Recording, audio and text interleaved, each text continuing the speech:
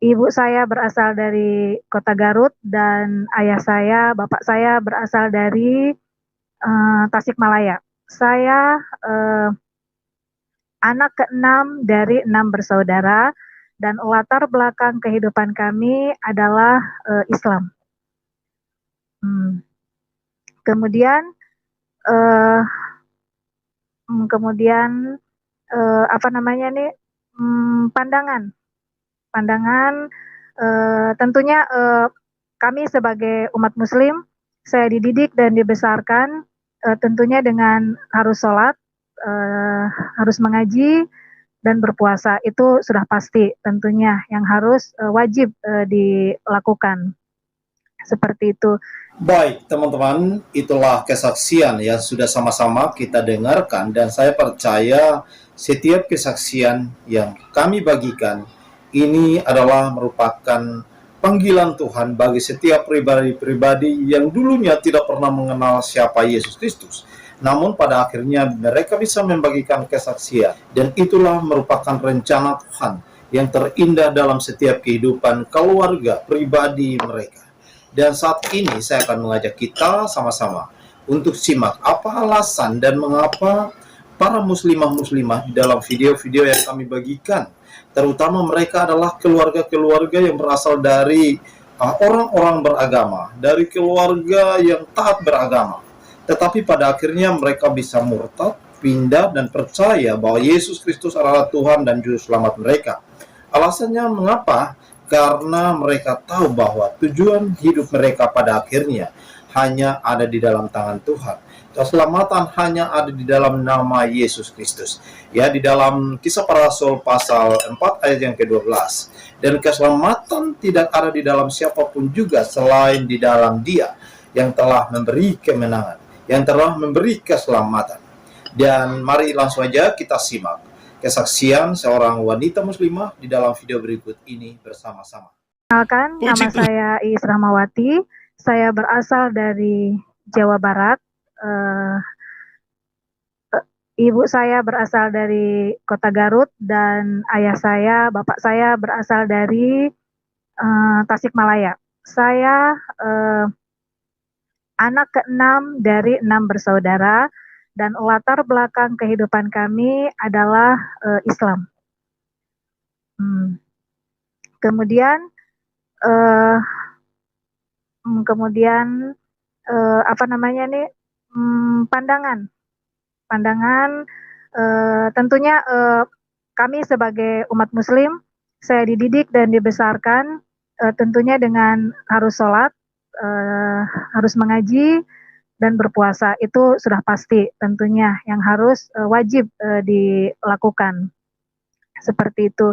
Dan mengenai pandangan tentang kekristenan dalam keluarga kami tidak terlalu begitu tahu tentang kekristenan. Yang tahu Kristen itu saya tahu waktu saya belajar gitu. Ketika belajar di SD, SMP, bahkan SMA, bahwa di negara Indonesia itu ada agama yang agamanya Kristen seperti itu. Karena saya dibesarkan di lingkungan Muslim seperti itu, dan saya tidak pernah tahu seperti apa kekristenan itu, bagaimana ibadahnya, sama sekali saya tidak pernah tahu dan memang tidak mau tahu gitu, karena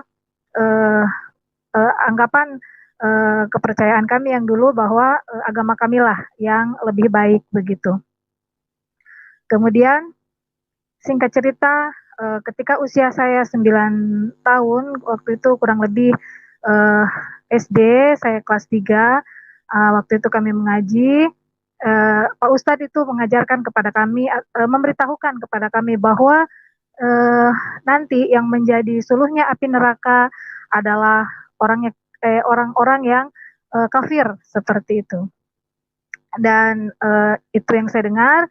Kemudian waktu terus berjalan, terus seiring perkembangan saya, ketika saya usia SMA kelas 1 kalau tidak salah, di situ kembali saya mendengar tentang kekristenan. Waktu itu bulan puasa, tepatnya bulan puasa, dan saya mau ikut ibadah apa namanya ini sholat tarawih waktu itu. Dan biasa kalau sebelum sholat tarawih itu ada khotbah singkat atau khotbah singkat yang dibawakan oleh khotib begitu ya. Dan pada saat itu yang dibahas adalah tentang uh, uh, bagaimana hubungan umat Islam dengan yang beragama-agama lain seperti itu. Nah, ketika kata Kristen itu keluar dari Pak Ustadz itu langsung nempel begitu, langsung masuk di hati dan langsung masuk di pikiran saya pada saat itu. Entah kenapa, saya percaya pada saat itu sebenarnya saya sudah di apa nih, sudah disentuh Roh Kudus begitu, sudah disentuh Roh Kudus. Nah, selesailah khotbah dan kami mulai mau sholat. Ketika mau sholat, yang ketika saya mengangkat tangan untuk takbiratul ihram, yang ada malah terlintas dalam hati dan pikiran saya begini, bagaimana ya kalau seandainya nanti saya menjadi seorang Kristen seperti begitu. Dan seketika itu juga saya menolak begitu kayak bergidik, nggak mau, astagfirullahaladzim. Saya bilang begitu, saya tidak mau menjadi seluruhnya api neraka. Terus saya bilang saya mohon ampun, jauhkan kami dari api neraka seperti itu. Nah, saya dibesarkan oleh ibu saya karena usia saya 3 tahun, ayah saya sudah meninggal pada saat itu dan saya dibesarkan oleh ibu saya. Dan memang latar belakang kehidupan kami adalah kehidupan yang sangat sederhana begitu, yang sangat sederhana. Pada suatu ketika, ibu saya memberi wejangan kepada saya, memberi apa ya, nasihat waktu itu. Cobalah nak, ibadahnya digetolin gitu ya, ibadahnya digetolin, mengajinya, puasanya, puasa Senin Kamisnya, supaya nanti kamu mendapatkan jodoh itu yang benar-benar bisa mengangkat hidupmu, yang bisa mengangkat harkat dan derajatmu seperti itu. Rajinlah puasa Senin Kamis dan berdoalah, memintalah seperti itu. Dan saya lakukan, begitu. Dan saya lakukan, saya berdoa. Kadang sesekali ya, ini saya puasa juga Senin Kamis seperti itu. Dan semakin kencang saya meminta meminta jodoh yang seiman, ya tentunya kalau di kepercayaan kami yang dulu semua wanita menginginkan seorang suami yang soleh seperti itu. Nah, pada saat itu kami terus berdoa, berdoa, berdoa, tetapi yang terjadi justru sebaliknya.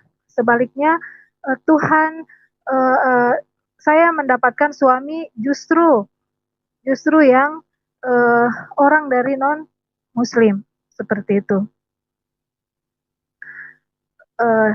Seorang non Muslim pada saat itu saya bertemu dengan suami saya dan saya tidak tahu sama sekali pada saat itu kalau suami saya ini adalah beragamanya Muslim, beragamanya Kristen, mohon maaf, agamanya Kristen pada saat itu. Dan kami terus menjalani kehidupan, kami menjalani hubungan ini terus menjalani hubungan. Setelah menjalani hubungan ini, saya tidak tahu sama sekali kalau dia Kristen begitu. Berjalannya waktu, di suatu hari dia menunjukkan KTP kepada saya begitu. Nah, saya pikir kenapa dia menunjukkan KTP? Ternyata mungkin kalau dia mengatakan yang sesungguhnya, mulutnya rasa berat begitu. Akhirnya dia menyembunyikan itu semua, tapi pada suatu hari dia memperlihatkan KTP kepada saya. Terus kata saya, kenapa ya memperlihatkan KTP? Maksudnya apa? Begitu. Dan memang waktu itu saya lihat mulai dari nama sampai kepada agama, baru saya tahu kalau dia adalah seorang Kristen seperti itu. Ya, respon saya pada saat itu kaget ya. Waktu itu kaget ya. Terus, tapi waktu itu saya berpikir, biar aja, toh juga belum tentu juga jadi jodoh saya, atau belum tentu juga jadi suami saya pada saat itu. Tetapi waktu terus berjalan, kami semakin dekat. Singkat cerita, orang tua suami saya dari daerah datang ke Jawa Barat seperti itu, dengan tujuan saat itu untuk menghadiri wisuda adiknya suami saya yang bersekolah di STPDN pada saat itu. Nah, singkat cerita, mertua saya yang dari orang tua dari suami saya itu bertanya begitu, apakah kamu di sini ada calon atau apa bagaimana? Eh, Ajaklah kami begitu berkunjung ke rumahnya. Ya, saya pikir pada saat itu hanya untuk berkenalan atau hanya untuk ya apa ya ramah tamah seperti itu. Tetapi ternyata pada saat itu saya langsung dilamar seperti itu. Saya langsung dilamar dan kemudian orang tua daripada suami saya ini mengatakan bahwa eh, kami ini keluarga Kristen semua seperti itu. Dan pada saat itu memang kami tidak mendengar apa yang orang tua bicarakan di dalam karena kami duduk di luar. Singkat cerita, orang tua suami saya ini pulang dan waktu itu mama saya menarik saya uh, uh, bercerita kepada dia agak sedikit kesal begitu, sedikit apa ya, sedikit marah begitu karena dia tahu bahwa teman dekat saya ini yang jadi suami saya ini sekarang agamanya adalah Kristen begitu. Beliau mengatakan, kenapa kamu tidak bilang kalau teman kamu ini beragama Kristen begitu? Sekarang bagaimana? Mereka sudah melamar, terus apa yang harus kita perbuat? Tidak pernah kepikiran sama saya kalau saya mempunyai menantu yang seorang Kristen begitu. Kamu tahu, ketika saya mendengar mereka keluarga Kristen, katanya begitu, saya ini kayak kesambar petir seperti itu, ya, ibu saya. Tetapi ya saya diam aja, seribu bahasa, saya nggak ngomong, saya nggak apa, saya diam saja, nggak bilang apa, nggak bilang apa. Tetapi eh, akhirnya kami bersepakat semua karena saya ada yang bungsu dan semua kakak-kakak semua dikumpulkan semua. Akhirnya eh, eh, dengan kesepakatan boleh kami menikah dengan syarat suami saya harus masuk Islam. Nah, suami saya harus masuk Islam. Akhirnya beliau juga setuju waktu itu untuk masuk Islam. Akhirnya ya seperti biasa kalau dari uh, dari non Muslim kalau untuk memasuk agama Muslim pasti harus ada menjalani beberapa persyaratan apa namanya harus membaca 2 kalimat syahadat pada saat itu dan suami saya mengatakan kepada saya waktu sekarang maksudnya dia bilang dulu waktu saya mengatakan 2 kalimat syahadat itu sebenarnya hati saya tidak menerima, hati saya mohon ampun kepada Tuhan. Saya melakukan ini hanya di mulut saja, tidak di hati saya. Di hati saya tetap Yesus. Uh, dia itulah cerita yang dia ceritakan kepada saya. Singkat cerita kami menikah dan setelah menikah apa suami saya ini tidak menunjukkan maksudnya tidak menunjukkan kalau dia ini masuk Islam begitu, artinya kayak kayak tidak ada apa ya, kayak tidak hidayah seperti itu. Dan saya pikir biar aja mungkin nanti pelan-pelan begitu, tetapi tidak pernah juga dia menanya gitu gimana Islam itu bagaimana seperti apa begitu, dia tidak pernah nanya juga. Tapi itu lagi apa namanya? Lagi-lagi pikiran saya itu mungkin nanti pelan-pelan nanti begitu ya. Tetapi ya itu kami menjalani uh, seperti biasa begitu. Kalau saya ya tetap saya sholat waktu itu ya tetap sholat, tetapi suami saya enggak gitu. Terus temannya juga uh, pernah mengajak ayo kita Jumatan gitu. Dia bilang enggak, nanti aja, dia bilang begitu. Nah, waktu berjalan terus berjalan, akhirnya kami bersepakat, setelah menikah itu suami saya memutuskan untuk kembali ke daerahnya pada saat itu, kembali ke daerahnya dan singkat cerita kami ke daerah suami saya, saya lihat di situ lebih-lebih keanehan saya rasakan pada saat itu. Keanehan yang saya rasakan benar-benar begitu. Dia memang tidak pernah dalam hati saya begitu, dia memang benar-benar ya dia benar tidak tidak mau masuk Islam benar-benar begitu, seperti itu. Dan karena memang saya lihat begitu, setelah kami pulang ke daerah yang suami saya ini, dia ke gereja seperti itu, ya ke gereja, ya sudah, mau bagaimana lagi begitu. Akhirnya saya juga selama mulai dari ke Papua itu eh, apa namanya sudah mulai tidak melakukan apa seperti sholat, apa saya sudah tinggalkan itu semua begitu. Hmm, tetapi di sela-sela waktu yang ada, dia selalu bercerita kepada, bukan bercerita, memperkenalkan Tuhannya kepada saya. Saat itu dia bilang, kamu tahu nggak, Tuhannya orang Kristen itu Tuhannya hidup begitu, terus ajaib, terus mengasihi, seperti itu. Pokoknya dia memperkenalkan Tuhannya kepada saya. Tetapi saya ini keras hatinya. Saya bilang sama dia, kenapa kamu bahas-bahas Tuhan kamu kepada saya begitu? Saya juga punya Tuhan ada, seperti itu. Nah, kadang hal-hal kecil itu selalu menjadi apa ya? Selalu menjadi bukan perdebatan, tetapi apa ya? Jadi kayak saya kekeh di saya begitu. Terus suami saya juga artinya tidak memaksa, cuma dia juga tetap memperkenalkan Tuhannya kepada saya, dan itu benar-benar baru saya merasakan bagaimana kita hidup dalam satu kapal dua nahkoda, seperti itu.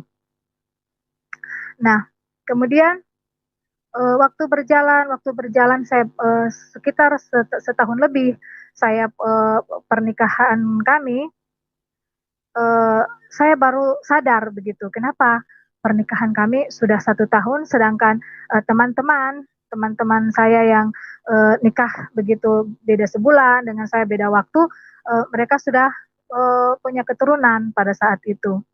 Nah, eh, eh, begitu saya sadar, oh kenapa ya saya ini belum hamil begitu, sedangkan teman-teman saya semua sudah pada hamil, kok saya belum hamil, kenapa ya begitu, aduh jangan-jangan nanti ada gangguan di rahim saya, atau uh, nanti, atau pikiran saya begini, kalau nanti saya tidak punya keturunan, jangan-jangan nanti suami saya ini pergi menikah lagi, seperti itu. Pada waktu itu pikiran saya seperti itu. Lalu kalau suami saya pergi menikah lagi, saya bagaimana? Nanti saya pulang ke kampung halaman saya sendiri, nanti apa kata orang, seperti itu. Itu dalam pikiran saya.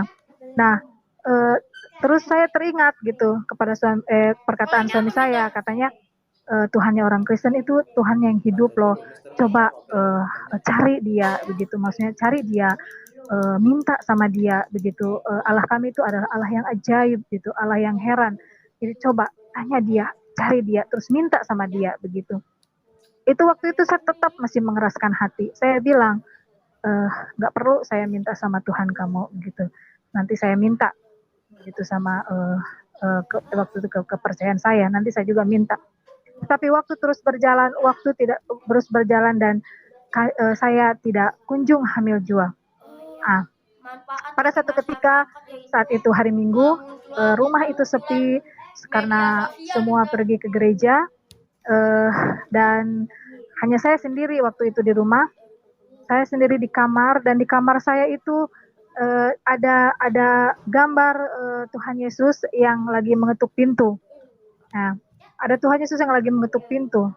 Terus saya teringat perkataan suami saya, kalau dia lagi bercerita begitu, coba cari, minta, coba gitu, minta aja, nanti pasti dia dengar, dia jumpai kamu waktu itu pada saat itu sama saya. Nah, saya teringat, terus saya bilang, saya berdoa terus dengan keyakinan saya yang dulu, kok saya nggak hamil-hamil, saya coba begitu. Waktu itu dalam hati saya begitu, saya coba saya minta sama Tuhannya orang Kristen, katanya kan dia hidup begitu. Nah, mulai dari situ saya berdiri, saya pandangi itu gambar itu, dan saya itu tidak membilang Tuhan, saya tidak membilang Yesus juga, dan saya pada saat itu sangat-sangat tidak sopan. Saya berdiri dan Saya tunjuk itu gambar, saya tunjuk dengan jari begini. Saya bilang, kalau kau benar Tuhannya orang Kristen yang hidup, kamu tunjukkan kepada saya, begitu. Kamu buktikan kepada saya, kasih saya hamil. Pada saat itu seperti itu. Baru saya bilang, baru saya akan menginjak gereja pada saat itu. Nah, bulan depannya saya mengalami sakit, badan saya panas, dan sakitnya sakit yang tidak biasa, seluruh badan saya sakit. Akhirnya almarhum ibu mertua saya bilang, ayo kita berobat, jangan-jangan kamu malaria, seperti itu. Dan setelah di rumah sakit, kami disuruh tes urin pada saat itu. Nah, tes urin ini ternyata saya positif hamil. Tetapi memang saya teringat perkataan saya waktu itu, tantangan saya kepada Tuhan Yesus pada saat itu. Tetapi lagi-lagi saya keras hati, saya bilang, ini bukan, ini sudah waktunya saja. Saya bilang, ini sudah waktunya saja. Itu kebetulan saja seperti itu. Ini mungkin sudah saatnya memang saya harus mengandung pada saat itu. Dan memang saya waktu itu belum percaya, tidak percaya. Padahal saya sudah mengandung pada saat itu. Kemudian waktu berjalan, terus berjalan, sampai saya melahirkan. Saya melahirkan,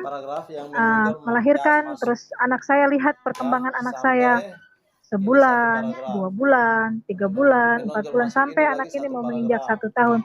Di situ saya berbicara dengan diri sendiri. Saya mengalami pergulatan dengan diri sendiri begitu. Saya berpikir begini, anak saya pandangi gitu anak ini. Ketika dia tidur saya pandangi, oh kasihan ini anak ya, bapaknya Kristen terus mamanya Islam seperti itu. Bagaimana nanti anak ini mau dibawa kemana waktu itu? Saya berpikir begitu. Akhirnya setelah saya berpikir, bergumul dengan hal itu, saya memutuskan, baiklah kalau begitu saya yang mengalah, saya yang akan ikut suami saya akan masuk Kristen. Tetapi maksud saya masuk Kristen itu supaya nanti bapaknya Kristen, mamanya juga Kristen. Itu waktu itu pikiran saya pada saat itu. Nah,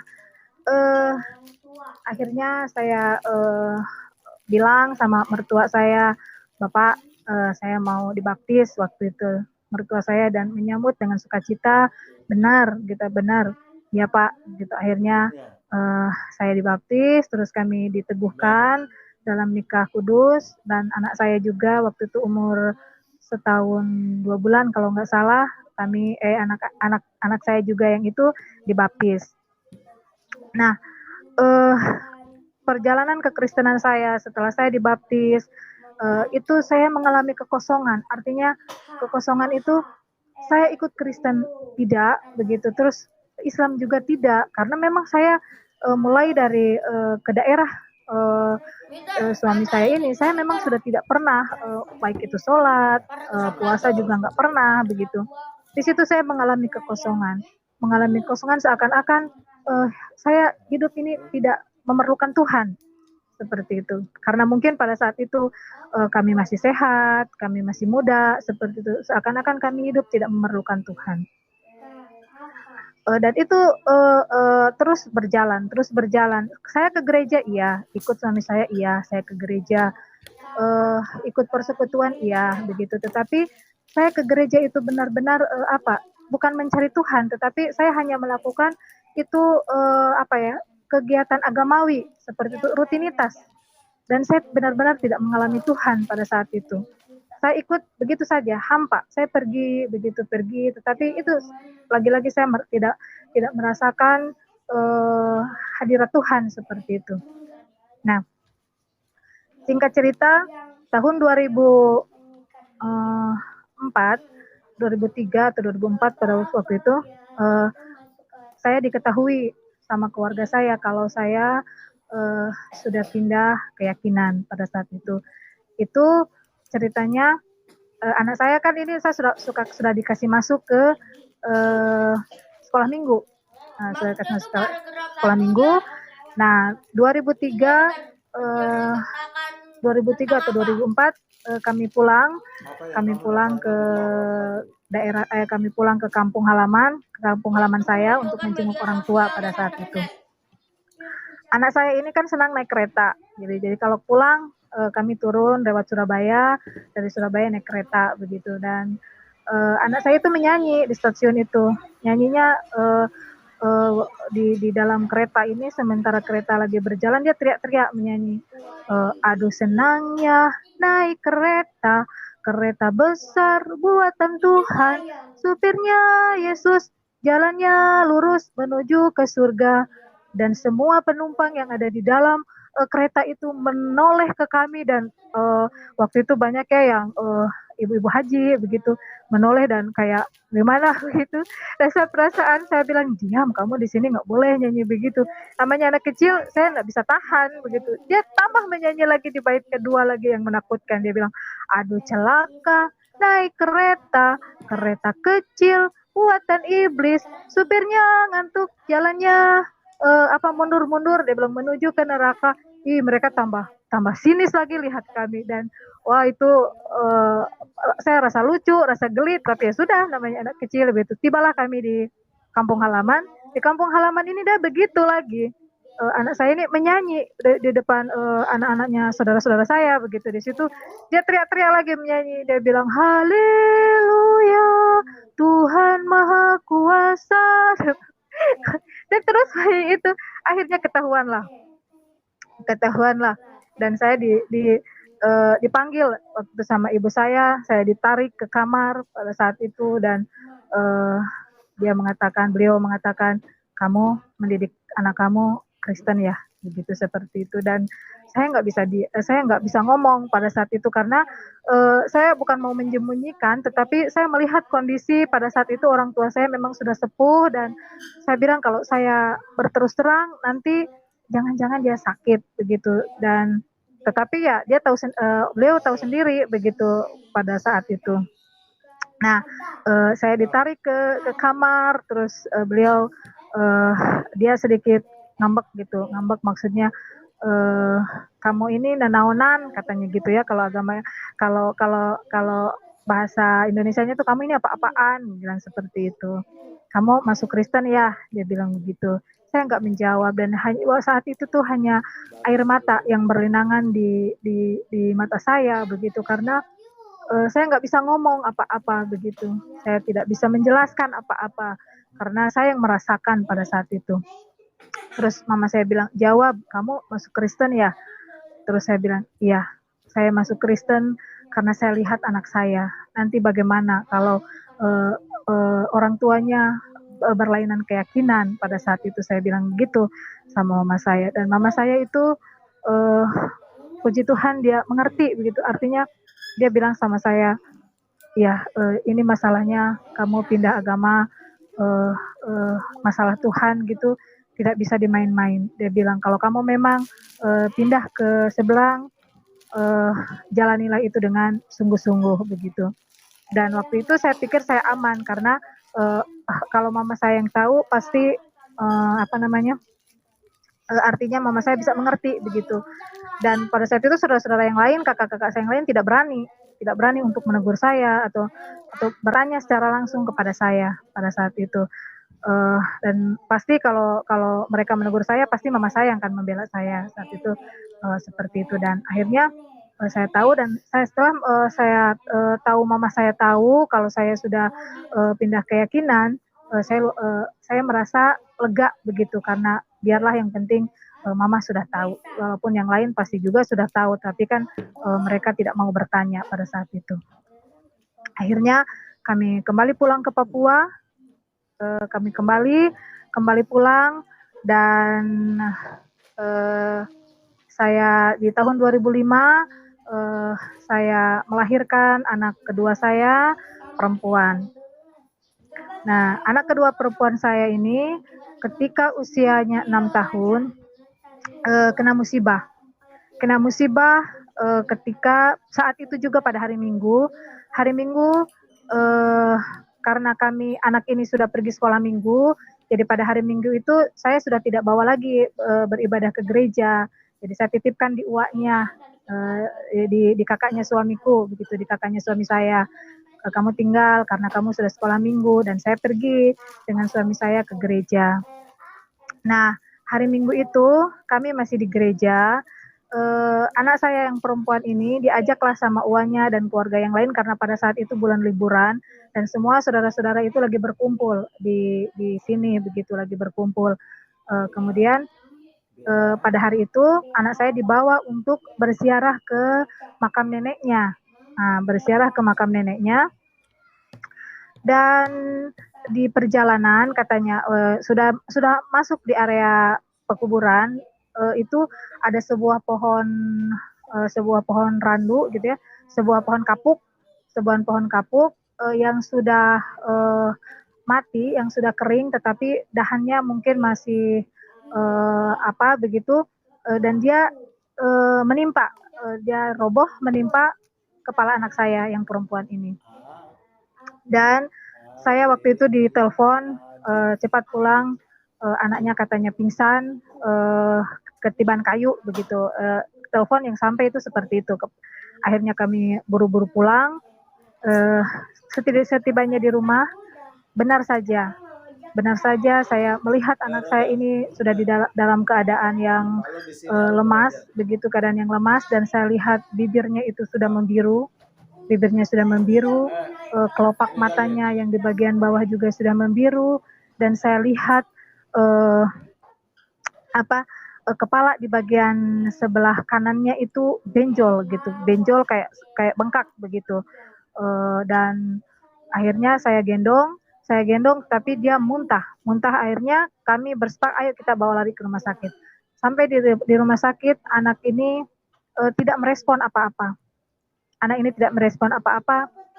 Dan pada saat itu matanya terbuka, tetapi kami panggil namanya, dia tidak merespon sama sekali, hanya tangannya saja yang kejang begitu, dia begini-begini, terus range nafasnya itu kencang sekali.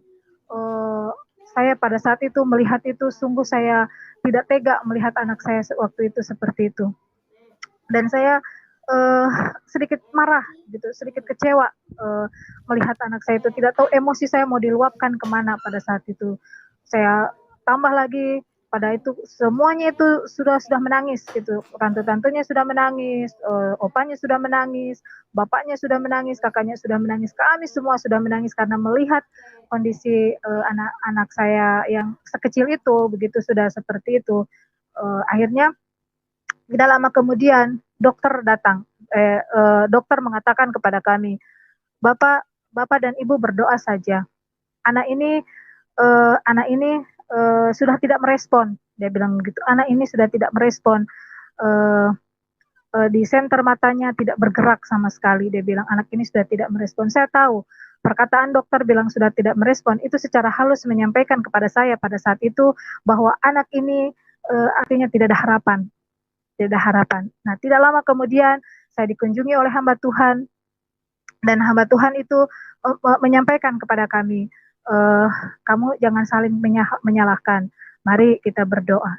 Dan ketika saya berdoa, saya teriak dalam hati saya kepada Tuhan, saya bilang, Tuhan lihat, saya bilang, dokter angkat tangan Tuhan,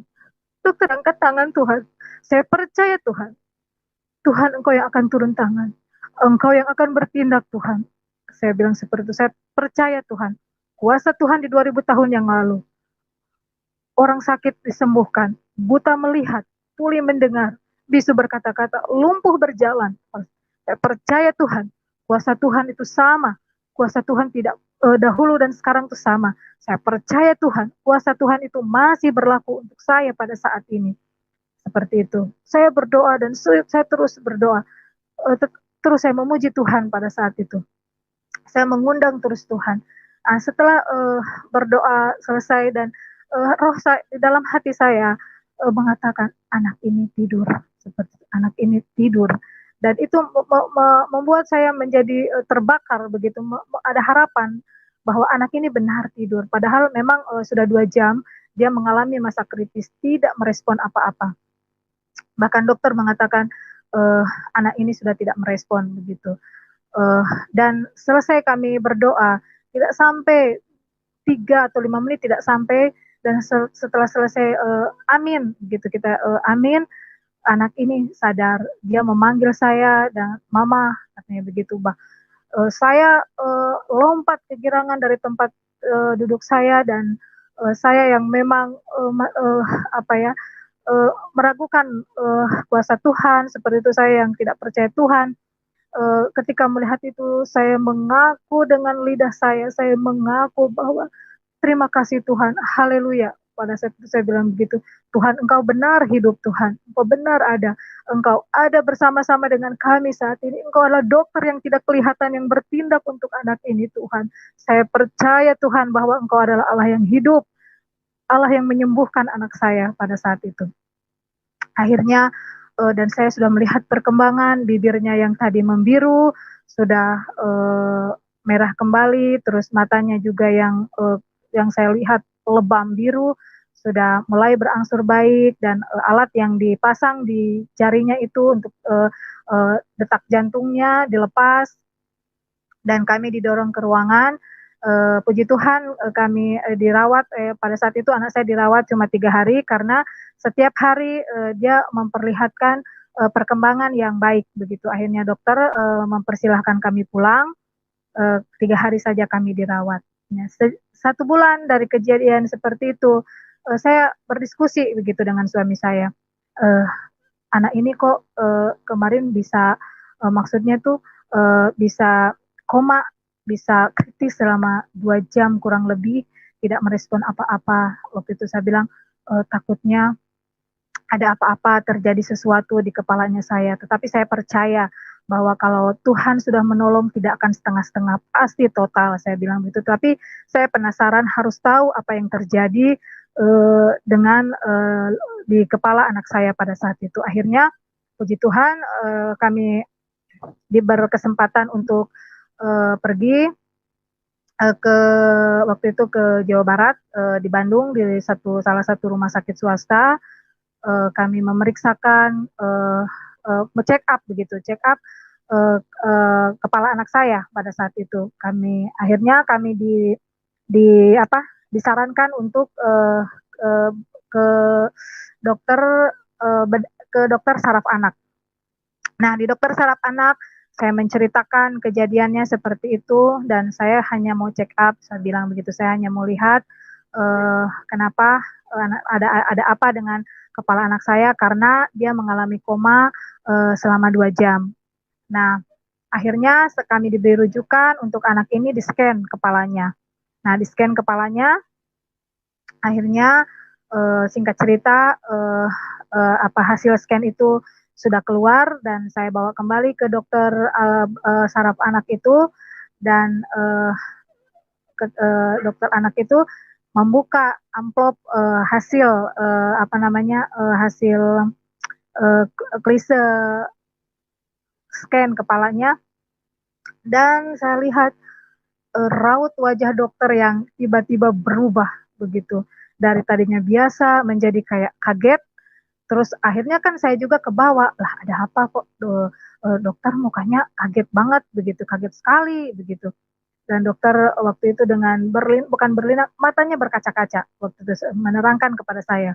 Dia bilang, Bu, anak ini kepalanya dengan mulutnya yang berat begitu. Hasil ronsen ini menunjukkan bahwa kepala ibu kepala anak ibu ini retak, dia bilang begitu. Dan dia tunjukkan kepada saya kepalanya yang retak, tengkorak kepalanya yang penyot pada saat itu. Tetapi sekali lagi ibu dokter itu kayak terkagum-kagum gitu, dia menangis tapi dia terkagum-kagum, katanya, Ibu, kalau menurut saya begitu, dengan usia anak ini yang masih 6 tahun, dengan luka dalam yang serius ini, Ibu, saya mau katakan, tetapi ibu dokter tidak mengatakan, cuma dia mengangkat tangan seperti itu. Saya mau mengatakan seperti itu, dan saya menangis di situ, saya menangis bukan apa, saya begitu takjubnya kepada pekerjaan Tuhan begitu pada saat itu. Dalam 3 hari dia bisa pulih, padahal dengan keadaan luka dalam yang serius seperti itu. Dan saya menangis pada saat itu. Ibu dokter juga menangis. Kami dua sama-sama menangis di dalam ruangan itu. Ibu, ini mujizat Tuhan katanya Bu, tetapi tetap saya harus merujuk ibu, membawa anak ibu ke dokter bedah saraf pada saat itu. Pikiran saya sebagai orang awam, anak saya dibawa ke bedah saraf, pasti akan diapa-apakan itu kepalanya begitu. Terus tapi ibu dokter mengatakan waktu itu, tapi kan nggak mesti dibedah juga, dilihat dari kondisi anaknya juga Bu. Saya lihat kondisi anak ibu sehat, dia bilang normal, nggak apa-apa, nggak kelihatan kayak ada luka berat atau apa, tetapi tetap saya harus rujuk ibu ke dokter bedah saraf seperti itu.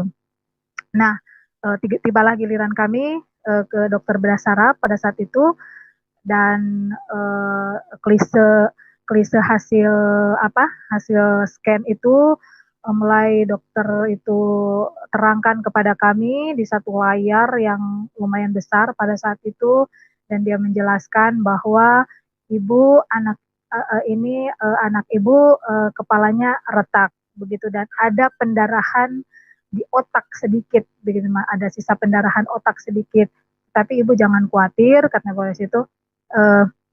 Seiring dia usianya seiring berjalannya usia itu katanya akan menghilang. Terus saya tetap tegang pada saat itu. Saya tegang. Dokter menjelaskan, tetapi saya tegang tetap. Kayaknya saya takut jangan-jangan nanti keputusan dokter ini, anak ini diapain seperti itu. Nah, selesai menjelaskan tentang tentang hasil scan kepala itu, dokter memeriksa anak saya begitu. Dokter menyuruh anak saya mengikuti beberapa gerakan dokter begitu, harus begini, bahkan lompat-lompat begini begitu, dan puji Tuhan anak saya bisa mengikuti semua begitu. Dan akhirnya Pak dokter itu senyum-senyum saja, geleng-geleng kepala begitu, dan langsung menyalami kami pada saat itu dengan senyum. Padahal saya masih tegang begitu, tegangnya karena melihat hasil scan itu begitu lukanya ya, dan retakan kepalanya itu begitu, betapa sakitnya uh, uh, anak saya begitu. Nah, dokter menyalami kami, dokter bilang, ibu pulang ke Papua sekarang dengan sukacita katanya begitu, karena anak ini tidak kenapa-kenapa, dia bilang. Memang kepalanya retak, tetapi tidak ada gangguan apa-apa. Tadi ibu lihat sendiri, anaknya ceria, anaknya cerah, seperti ya tidak ada gangguan apa-apa. Sekarang ibu pulang saja katanya, pulang dengan sukacita. Saya tidak kasih resep, saya tidak kasih obat, saya tidak kasih tindakan, dan bilang begitu. Ini mujizat ibu terjadi, dia bilang, untuk anak ibu. Kemudian saya yang muram, yang sedih dengan melihat hasil itu, tetapi sukacita yang luar biasa. Kembali air mata saya tumpah pada saat itu, karena begitu lagi-lagi saya terheran-herannya dengan Tuhan Yesus, kagum dengan Tuhan Yesus, apa yang Tuhan Yesus perbuat. Anak ini kepalanya retak, anak ini luka yang begitu serius, tapi dalam 3 hari luar biasa Tuhan sembuhkan pada saat itu. Dan kami pulang, kami kembali ke penginapan, dan kami 3 berlutut kepada Tuhan, kami bergandengan tangan, kami bersyukur, kami mengucap syukur, berterima kasih kepada Tuhan bahwa benar-benar Tuhan itu Allah yang mengasihi, Allah yang benar-benar bermukjizat begitu. Mukjizatnya itu nyata, mukjizatnya itu tidak berubah begitu, dan saya mengalami sendiri, anak saya sendiri yang disembuhkan Tuhan, ketika bagi manusia tidak mungkin, tetapi Tuhan membuatnya mungkin begitu. Mungkin saya bisa tunjukkan kepada Bapak Ibu semua hasil ronsenan kepala anak saya. Ini, nah ini mana? Ini nih, ada yang panjang, ini yang panjang ini, ini nih, ini mana? Nah ini nih, nah ini yang panjang garis ini adalah retakan kepalanya. Ini adalah retakan kepalanya, dan lihat di sini kepalanya peot, di itunya penyot di bagian atasnya. ada gepeng, ini penyot, dan yang panjang itulah retakan kepalanya, retakan dari tengkorak kepalanya. Dan uh, uh, uh, apa uh, saya begitu uh, kagum, benar-benar kagum akan kuasa Tuhan untuk anak saya pada saat itu. Luar biasa Tuhan, benar-benar kuasanya itu benar-benar ada begitu. Ketika saya meragukan Tuhan, ketika saya benarkah orang Kristen ini bisa menghidupkan orang mati begitu, benarkah Yesus ini bisa menyembuhkan orang buta, dan itu terbukti, dan itu artinya nyata begitu kuasa itu. Tuhan menyembuhkan anak saya yang kepalanya retak itu dalam 3 hari, anak saya pulih begitu, anak saya sembuh dalam 3 hari itu.